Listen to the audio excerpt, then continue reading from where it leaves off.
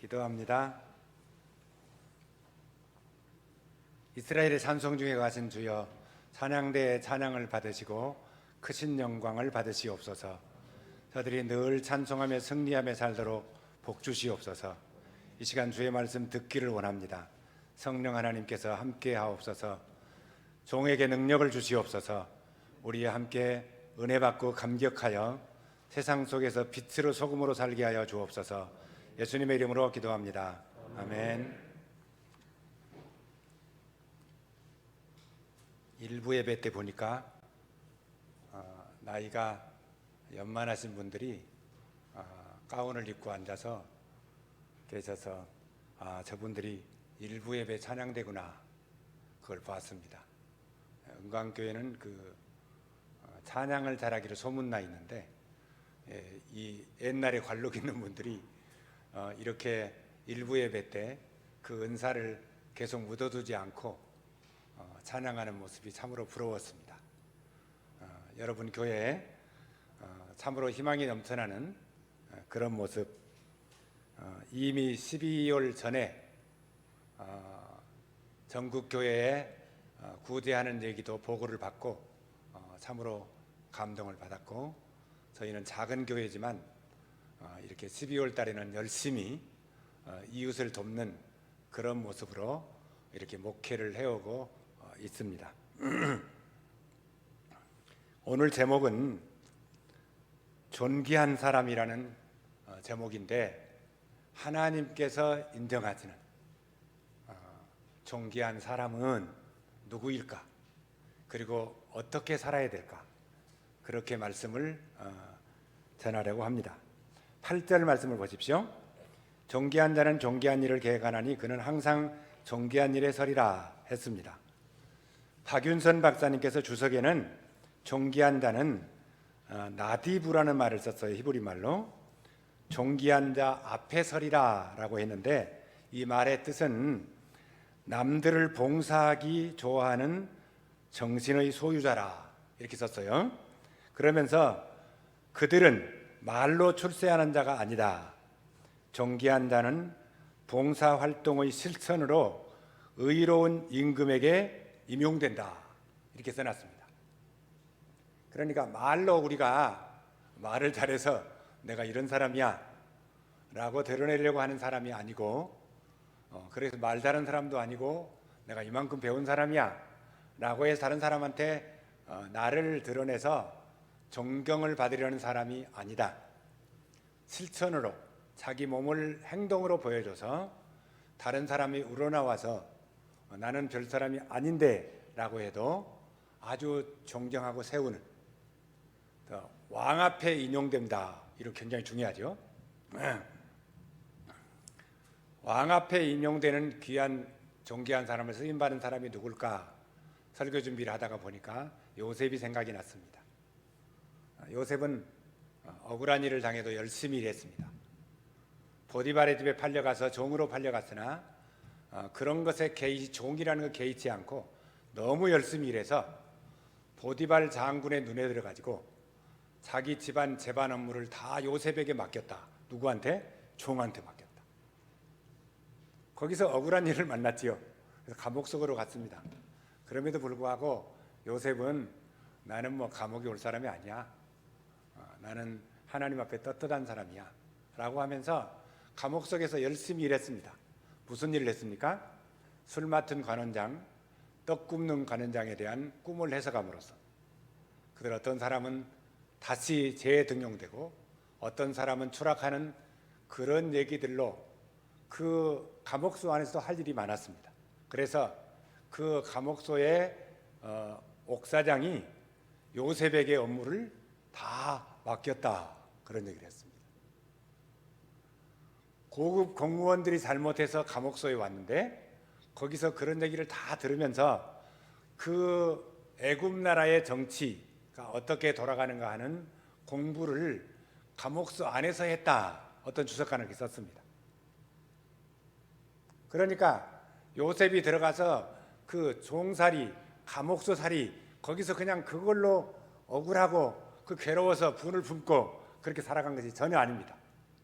수많은 공부가 경험적으로 봉사를 실천에 옮기면서 살아온 요셉이 결국은 그 바로 왕의 꿈을 해석함으로 인해서 옛날에 대제국이죠. 대제국 애굽의 바로 왕에게 임용되어 그것도 국무총리가 돼가지고 나라가 그 한 해를 맞아서 과연 앞으로 어떻게 될까 하는 위기가 몰려오고 있는데 아는 사람은 하나도 없었습니다. 요셉이 그 바로에게 준 꿈을 해석함으로써 7년 풍년 7년 흉년 이것을 정확히 애언해냄으로써 그 바로왕이 그런 말을 합니다.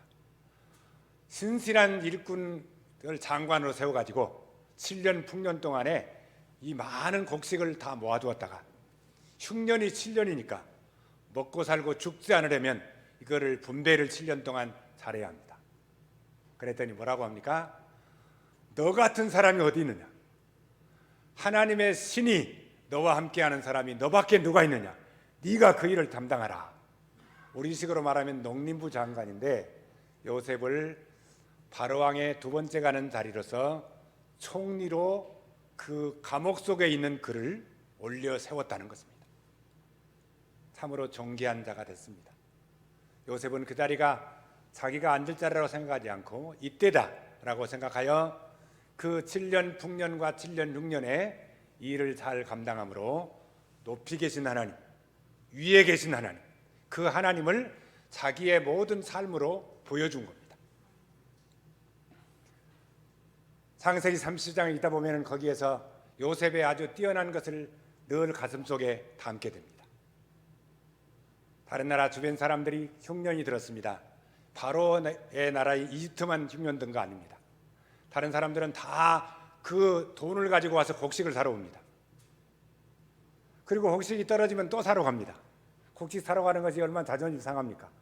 왕이 그래서 그 보내가지고 그래서 곡식을 보면은 마음대로 돈 가지고 간다고 한꺼번에 팔지를 않습니다. 왜? 7년이라는 흉년이 기다리고 있으니까. 나중에는 돈이 떨어지면 뭘 합니까? 가축을 끌고 옵니다. 가축이 더 떨어지면 어떻습니까? 집에 있는 보석을 가지고 옵니다. 그래도 쌀을 많이 안 줍니다. 자존심이 상한 그 왕들은, 주변 왕들은 생각하기를, 우리나라에는 어찌하여 그 요셉 같은 인물이 없느냐? 요셉 하기만 하면 또 어떻습니까? 요셉과 함께 하시는 그 하나님이 드러납니다. 요셉은 이렇게 자기의 일을 하면서도 하나님의 이름을 드러내는, 행동으로 드러내는 그런 인물, 존귀한 사람, 왕 앞에도 존귀한 사람이지만 하나님 앞에도 매우 귀중한 사람이 됐다는 사실을 기억하게 되었습니다. 오늘 본문은 이 사람이 어떤 사람일까요? 본문에 등장하고 있는 이야기는 31장부터서 창세기, 이사야 31장부터 시작해서 37장까지 이 사람에 대한 얘기가 나옵니다. 이 사람은 바로 히스기야 왕입니다. 보라, 장차 한왕이 공의로 통치할 것이요 방백들이 정의로 다스릴 것이며, 여기서 왕은 히스기야 왕으로 보는데 역사적으로 그렇게 봅니다. 1절로 4절까지 내용을 읽으면 압니다. 광풍을 피하는 곳, 폭우를 가리우는 곳 같은 것이며 마른 땅에서 냇물 같은 곤비한 땅에 큰 바위 같으리니, 역사적으로 히스기야 왕으로 보는데 당시 아수르 왕에게 침공을 받게 되어 두려움에 처해 있으며 31장에 힘이 없는 유다 왕 히스기야, 전적으로 하나님의 신뢰를 하며 항복을 하지 않습니다. 이사야 선지자의 기도를 부탁합니다. 그리고 자신은 성전에 가서 그 사네립 왕이 선전포고를 하고 항복하라고 하는 말을 합니다. 마치 엘라 골짜기에서 그 다윗과 골리앗에 대한 얘기를 듣는 것 같습니다. 사네립이 소리를 지릅니다. 너희가 히스기야 왕의 말을 듣느냐? 히스기야가 너를 건드릴 줄 아느냐? 그렇게 얘기를 하면서 히스기야를 완전히 깔아뭉깁니다. 자기 왕이 힘이 없습니다. 여기서 일어서려고 하니까 해산하려고 하는 사람이 애를 낳지 못해서 산모도 죽고, 그리고 해산하는 산모도 죽지만 아기도 죽게 생겼다. 그러면서 하나님 앞에 철야 기도를 합니다. 성전에서 기도하는데 그 이사야 선지자에게 먼저 응답이 왔습니다. 왕이여 너무 걱정하지 마십시오. 하나님께서 제게 말씀하시는데 그 사내립 왕, 하나님을 못 오간 왕이 죽는답니다. 이 엄청난 얘기를 기도하는 중에 들었습니다. 그리고 하룻밤 철야기도를 하고 났습니다. 그랬더니 성을 에워싸고 있는 18만 5천 명의 아수르 군대가 다 시체로 변해버린 것입니다. 전능하신 하나님, 창조주 하나님께서 거기 바로 히스기야의 기도를 들으시고 거기 나타나신 것입니다. 피조물 된 인간, 군사들이 칼을 들고 전쟁해보지도 못하게 했습니다. 그리고 죽었습니다. 무슨 상대에게 칼에 맞아 죽은 것도 아닙니다. 우연히 쏜 화살에 죽은 것도 아닙니다. 18만 5천 명은 그냥 죽어버렸습니다. 하나님의 천사가 그들을 하룻밤 사이에 다 시체로 바꿔버린 것입니다. 히스기야 왕의 겸손한 기도에 하나님이 나타나셨고 그리고 그 기도대로 응답하신 것입니다. 한번 상상해 보십시오. 이 비참한 저지, 아무리 무슨 배짱이 있어가지고 항복 안 한다고 한들 밖에 있는 18만 5천 명의 군대가 밖에 있는 식량이 성 안으로 못 들어가도록 막았습니다. 그 나오는 사람은 다 죽입니다. 어차피 식량이 안 들어가면 안에 식량이 떨어지면 얼마 있으면 죽어야 합니다. 그런 전법을 쓰고 있으면서 그들은 놀면서 밖에서 지키고 있습니다. 어떤 방법이 없습니다. 여기에서 칼을 쓰고 전쟁도 하지 않고 자기 유다 백성이 하나도 희생당하지 않고 이 엄청난 사건을 기도로 이겨낸 히스기야 왕, 유다 백성들로 치면 얼마나 위대한 왕으로 보겠습니까?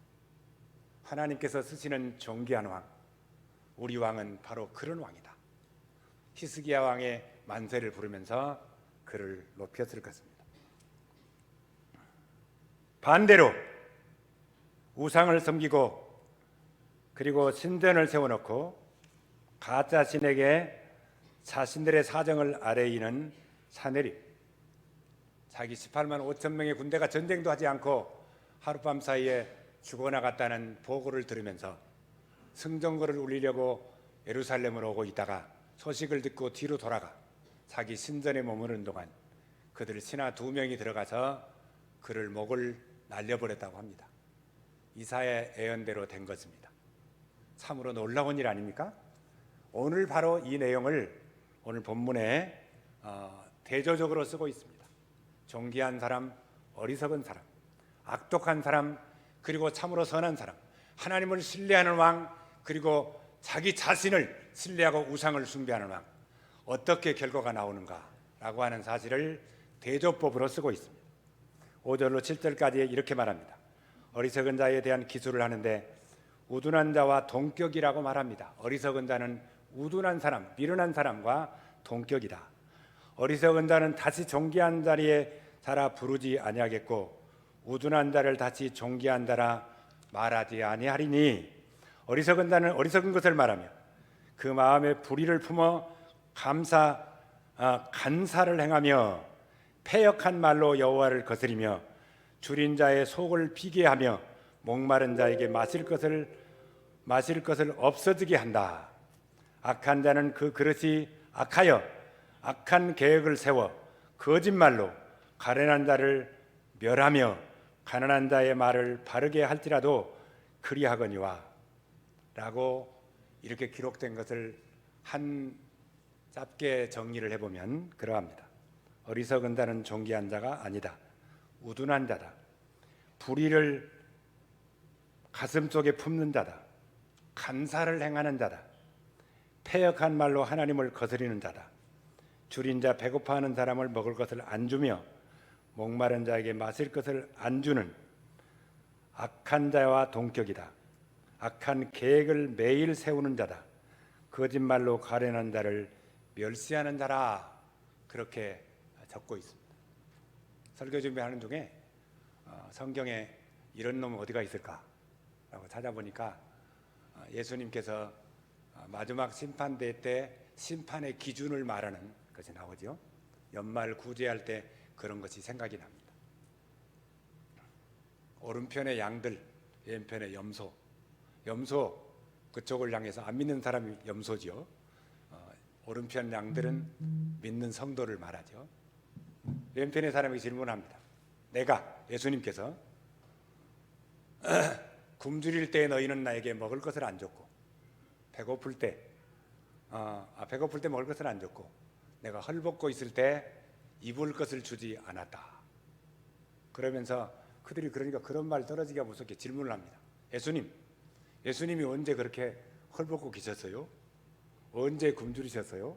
그런 말을 합니다. 그랬더니 지극히 적은 소자에게 하지 아니한 것이 곧 내게 하지 아니한 거다. 그러면서 너희는 저 펄펄 끓고 그 이를 갈미 있으리라 하는 지옥불에 떨어지라고 합니다. 우편을 향해서 말했습니다. 그 양들을 향해서 성도를 향해서 하는 말입니다. 너희는 내가 굶주릴 때 먹을 것을 주었고 그리고 헐벗었을 때 입을 것을 주었다. 그랬더니 그들도 말합니다. 예수님이 언제 그런 일을 하셨어요? 그러면서 우리 예수님께 그렇게 한 적이 없는데요. 그랬더니 지극히 적은 소자에게 한 것이 곧 내게 한 것이다. 너희가 참 잘했다. 그러면서 하나님과 함께 주님과 함께 하나님 우편에 계시는 주님을 맞이하는 그곳에 너희도 거기 있을 거라고 축복합니다. 오늘 많은 사람들은 세상에서 권력을 잡고 본인들이 정의를 행한다고 말하지만 그러나 사람을 치고 짓누르고 억압하고 괴롭히고 핵을 만들어 자기도 죽을 줄 알면서도 다른 사람을 죽이다가 죽는다. 이렇게 악한 통치자들이 수없이 많습니다. 그러나 전능하신 하나님, 아수르 군대 18만 5천 명의 군대가 누가 때려치지도 않았는데 죽게 하셨던 그 하나님은 악한 자를 다 계산하고 있습니다. 다 보고 계십니다.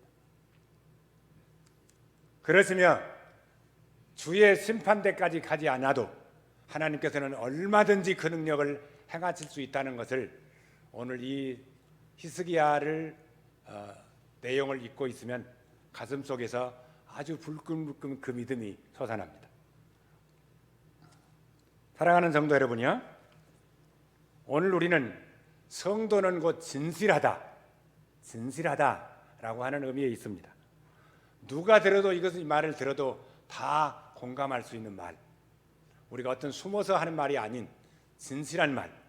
그런데 여기에 잘못된 사람은 간사를 행하며 라고 말했습니다. 어떤 일에 간악한 그런 계획을 가지고 있는 사람은 숨깁니다. 그것이 다 주의 심판 날에는 다 하나같이 벌거벗은 자가 되어 드러난다고 말씀을 합니다. 5절로 7절의 기술한 내용을 보면은 왕은 의로운 통치자 이들을 퇴치시키고 존귀한 자를 세워서 항상 의로운 자로 세우신다.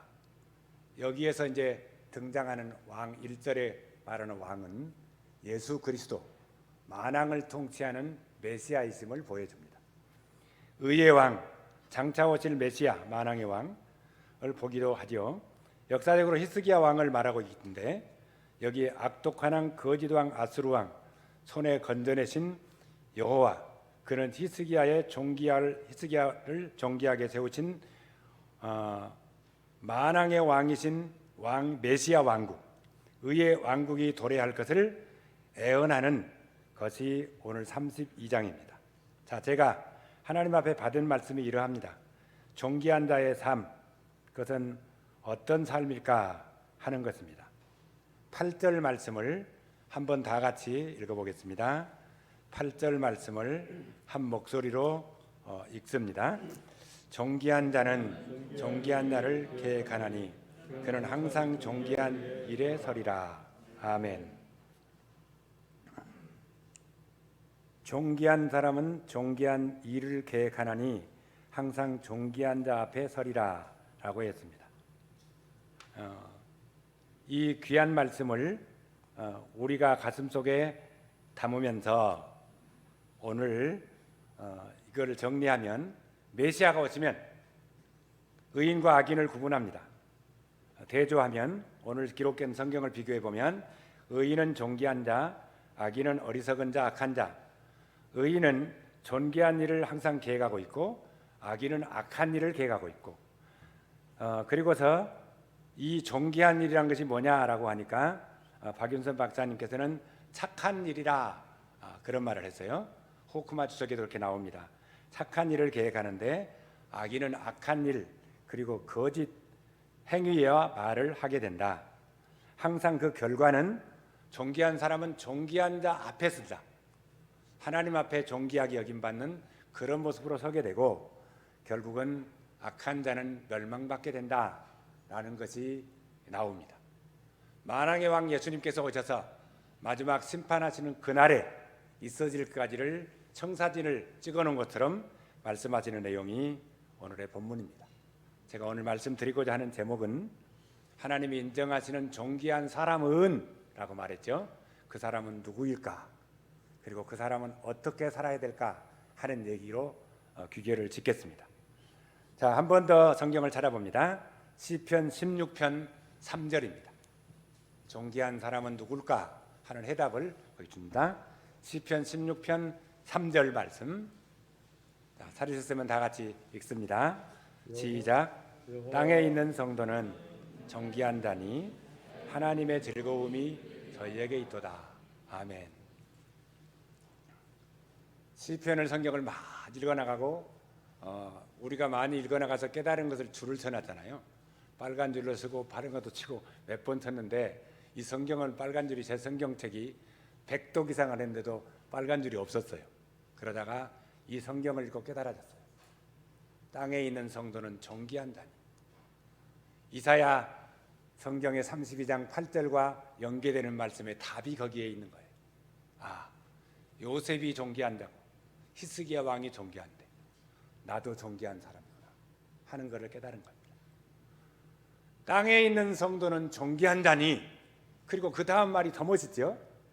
하나님의 즐거움이 바로 그들에게 있다. 그에게 있다.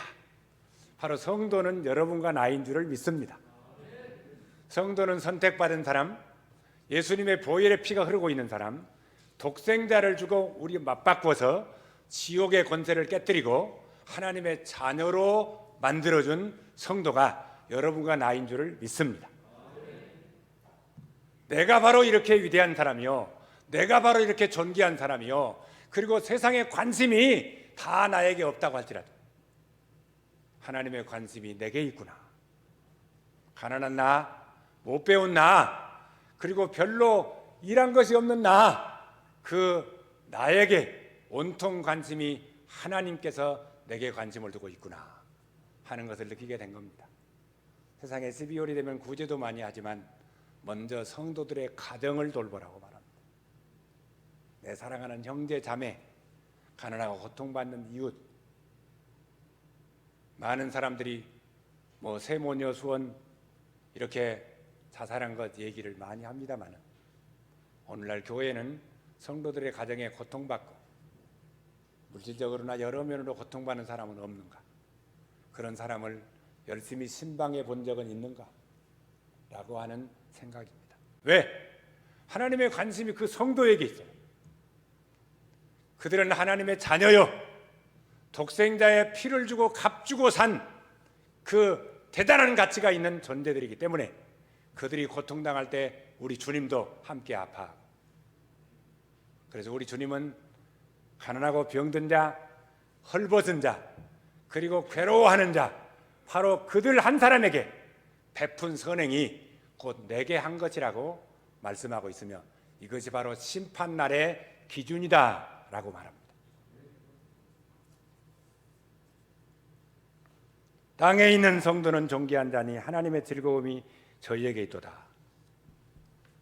어리석은 사람들은 자신들이 가지고 있는 권력을 휘두르 다른 사람의 죄를 찾아내기도 하고 다른 사람을 짓누르고 그 높이 서기를 원하고, 그래서 권력을 가지고 다른 사람한테 어거지로 존경받는 그런 사람이 되기를 원하지만, 그러나 성도는 말이 별로 없고 삶으로 실천으로 날마다 사람들에게 사람을 이롭게 하는 그런 삶을 살아가는 사람이 성도입니다.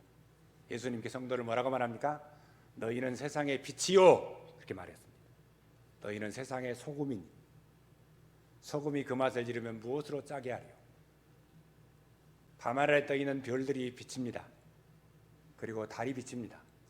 컴컴한 밤에 달빛이 있을 때 우리가 신학교를 다니면서 배운 것이 부흥회는 저녁에 하잖아요. 저녁에 많이 하는데 사람들이 달이 안 뜰 때 하면 안 된대. 그래서 그 부흥회 계획을 세울 때 날짜별로 해가지고 행정학 교수가 숙제를 내서 목회 계획을 짜오라고 합니다. 신학교 2학년 때. 저기 전도사님 계시는데 우리는 신학 대학 2학년 때 그거를 가르쳐요. 그거 뭘 압니까? 모르지요. 그 책력을 갖다 놓고 그 달력, 음력을 다 계산해 가지고 달이 뜨는 것을 계산해. 그때 그걸 계산 없이 목회 계획을 짜면은 점수가 안 나와. 달 안 뜬다는 부흥하기가 힘들어. 왜? 사람들이 컴컴한데 어떻게 교회를 찾아보겠어? 이런 것들을 생각하면서 달의 고마움을 느끼는데, 달은 발사체가 아니죠. 태양과 같은 달은 태양은 그냥 비춰서 태양의 빛을 받아가지고 밤에 그 어두움을 비춰주는 것이 달입니다. 이걸 복사체, 반사체라고 합니다. 성도의 빛은 참빛 되시는 예수님께 은혜를 받고 그 의롭고 아름다운 것을 받아 우리가 세상의 착한 행실로 비춰주는 것이 성도의 행실, 착한 행실, 그것이 빛된 삶이라는 것입니다. 성도의 삶 가운데서 희생, 그것이 바로 소금의 직분입니다. 예수님이 십자가에 죽어갈 그 무렵에 그 시몬의 집에서 거기에 함께 모여서 이제 저녁 만찬을 즐길 때 마리아가 등장하죠. 12기 실린 마리아, 아주 천한 여인. 그가 나드 하나 컵을 가지고 와서 예수님의 발에다가 그거를 다 깨뜨려 붓고 자기 귀중한 머리털로 닦아내렸다. 그때 가룟 유다는 뭐라고 말합니까? 제자들도 그러죠. 아니 그렇게 비싼 거 1년 정도 장정이 노동일을 해서 번 품삯 정도 3천만 원 정도 된다. 그런데 어떻게 해서 그걸 그렇게 허비하느냐? 그런데 바로 우리 주님이 하시는 말씀이 뭐라고 말합니까? 아서라, 전라도 말로 아서라요, 간도라. 이 여인이 참 좋은 일을 했다. 내 장사를 예비했다, 이렇게 말합니다. 가난한 사람은 너희와 항상 함께 있는데 나는 이제 갈 때가 온다 하는 것입니다. 그러면서 뭐라고 합니까? 이 여인의 행한 일이 세상의 땅끝까지 내가 죽어 십자가에 죽고 부활하여 하나님 나라 가고 나면 복음이 증거될 텐데, 복음이 증거되는 곳에는 이 여인의 오늘 여기 행한 일이 함께 말하여 드리라, 그렇게 말했습니다. 여인의 헌신, 성도는 말없이 소금의 직분을 감당하는 희생, 소금이 녹아서 짠맛을 내는 것처럼 사회 속에서 성도가 없다면 세상 살 가치가 없죠. 주님께 성도를 다 들림받아 가보면 누가 남아요? 안 믿는 사람만 남지. 그러면 그 사람들은 뭐예요? 전혀 희망 없는 사람. 어디만 있어요? 지옥만 있으니까. 오늘 심판이 아직 없고 예수님이 재림 안 해가지고 성도가 세상 속에 살고 있으니까 우리 하나님께서는 다 그들을 해를 받을 사람은 안 믿는 사람이겠죠? 성도가 관심이니까. 근데 성도를 다 뺏어가 버리면 그 사람들은 사는 가치가 없어.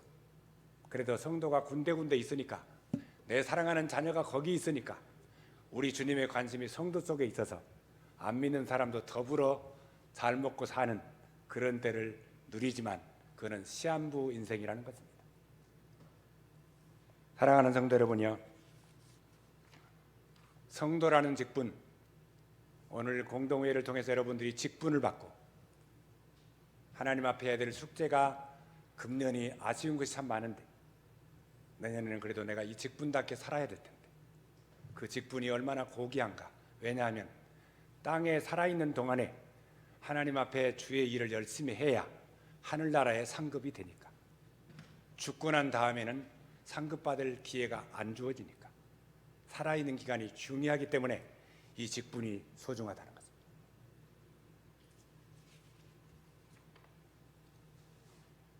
저는 초등학교 4학년 때 교회를 나갔고, 그리고 초등학교 5학년 여름성경학교 때 제가 여름성경학교 하는 동안에 성경학교 강사님께서 목사님 오셨는데, 시골 사람들이 술 담배를 많이 먹잖아요. 담배 많이 피죠. 농사를 지어가지고 겨울이면 도박을 합니다. 도박하는 사람이 더 많아요. 이런 걸 어떻게 퇴치시킬까? 그런데 여름 성경학교 마지막 날에 저를 이사야 55장 2절 말씀, 그거를 너희가 어찌하여 양식 아닌 것을 위하여 은을 달아주며 배부르지 못할 것을 위하여 수고하느냐, 그게 나오잖아요. 그거를 설교를 하래요. 제가 한 10분 동안 그 각본에 의해서 강대에 섰습니다. 초등학교 5학년 때. 근데 그 시간에 돈을 태우는 장면이 있어요. 옛날 돈. 그러니까 제가 초등학교 4학년이면 얼마나 됐겠어요? 그래서 10원짜리인가 그거 하나를 태웠어요. 그리고 사람들이, 안 믿는 사람들, 막 그 아이들, 뭐 집안에 있는 식구들이 막 다 왔어요. 동네 사람이 꽉 찼어, 시골 예배당에. 그래서 제가 돈을 태우니까 막 소리를 질러. 아니 왜 돈을 태우냐고 그래. 그래서 제가 막 손이 뜨거워져, 아 뜨거 하다가 다 태웠어요. 그런데 거기 이제 제가 이사야 55장을 이제 서론 들어갈 때 거기서 기도실에서 효과음으로 쫙 나오면서 노래가 나옵니다. 파랑새 한갑에는 15원이요. 또 뭐 진달래 뭐 어쩌고 해가지고 다 막 나와요. 담배값이 나와. 그러면서 날마다 들이키는 담배값 때문에 우리네 찻도 그릇 텅 비어 있네. 그러면서요, 그 항아리 쌀이 없어가지고 드르륵 긁는 소리가 나잖아요. 근데 그거를 효과음으로 냈어요. 그래서 제가 이제 바로 설교가 시작됐습니다. 여러분, 양식 아닌 것을 위해서 왜 은을 달아주며 배부르지 못할 것을 위해서 수고하느냐, 이런 얘기를 합니다. 담배 아무리 피워도 배 안 부르잖아요. 돈 나가잖아요. 담배값 얼마인데 그것이 한 갑만 핍니까? 한 달, 두 달, 1년이면 얼마입니까?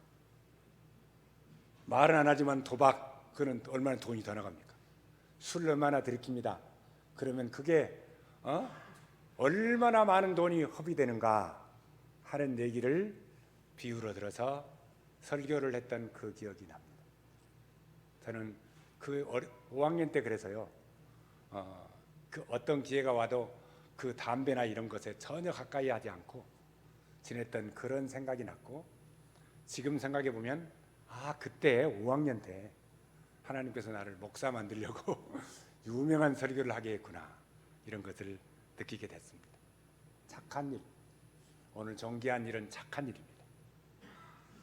복음을 증거하는 일, 복음을 증거하는 일을 돕는 일, 가난한 사람을 돕는 일보다도 우리 형제들을, 서로 이웃들, 성도들을 돌아보는 일, 이것이 바로 주께 한 착한 일, 엄청난 착한 일을 우리가 찾아서 하는 거예요.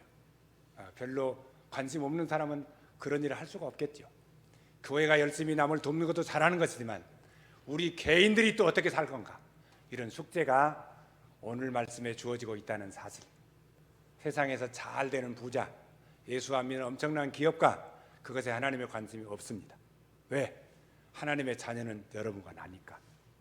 하나님의 자녀, 독생자의 피로 값주고 사신 그가 하나님의 관심이요, 하나님이 기뻐하고 즐거워한다고 했으니 우리는 바로 하나님을 기쁘시게 위해서 그가 열심히 착한 일을 찾아 남은 이 연말도 힘있게 보내시기를 축원합니다. 은혜로우신 하나님 아버지, 하나님 은혜를 감사합니다. 우리가 존귀한 자는 존귀한 삶을 살아가고, 그리고 항상 존귀한 일을 계획하고 설계하고, 그리고 실천에 옮기는 사람인 줄을 믿습니다.